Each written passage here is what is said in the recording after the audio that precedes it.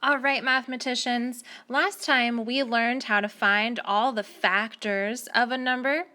Today we are going to be finding the greatest common factor, which is also known as the GCF, greatest common factor. So what does this mean? Well, we know that greatest means biggest. So the biggest, we know that common means same.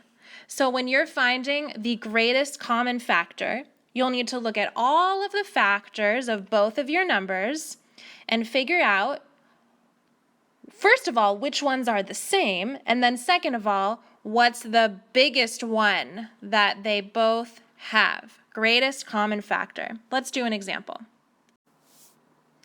Okay, I've set up my whiteboard because right now we are going to be trying to find the GCF, or the greatest common factor, between 10 and 15. Hold on though, 1 second. I'm going to make 15 a different color actually. Okay, so first let's start by finding all of the factors of 10 by using our T-chart. We'll start with 1. 1 times 10 would give me 10, and then go to 2. 2 times 5 would give me 10. What about 3? Can I do 3 times anything? 3, 6, 9, nope, not 3. What about 4? 4, 8, 12, nope, no 4. And then I actually already did my 5, and I know that 6, 7, and 8 are not going to fit. So I need to write my list over here to the right. The factors of 10, and remember we're going to do it in order, are 1, 2, 5, and 10. Okay, now let's find the factors of 15. We'll start with 1. 1 times 15 is 15. What about 2? 2, 4, 6, 8, 10, 12, 14, 16. Nope. 2 does not fit. I'll erase my 2. What about 3? 3 times 5 would get me 15. What about 4? 4, 8, 12, 16. Nope, no 4.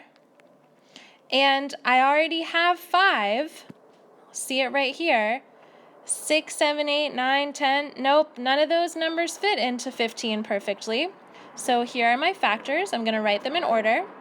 1, 3, 5, and 15. So remember, I need to find the common factors. So the first thing I'm going to do is look at my two lists and see, of the factors of 10 and of the factors of 15, which ones do they have in common? Which are the same? I can see that they both have a 1 and they both have a 5. Remember, we're trying to find the greatest common factor. So what's greater, 1 or 5? Well, 5 is greater. So the greatest common factor is 5. The greatest common factor of 10 and 15 is 5. One more example. Let's try to find the greatest common factors the greatest common factor, just one, of 6 and 12. We'll start with the 6 and find all of the factors. Starting with 1, 1 times 6 is 12. Go up to 2, 2 times 3. I already have a 3. I can try 4. Nope, 4 does not fit. What about 5? 5, 10, nope, no 5. That's it. So the factors of 6 are 1, 2, 3, and 6. Okay, let's go down to 12. Make your tree. 1 times 12 would give you 12. Go to 2. 2 times 6. What about 3? 3 times 4. What about 5? 5, 10, nope, no 5. I already have my 6 here, so that means I'm done with my factors of 12. Write them in order. 1, 2, 3, 4, 6, and 12. Now I need to figure out which ones they have in common. They both have a 1, they both have a 3, and they both have a 6.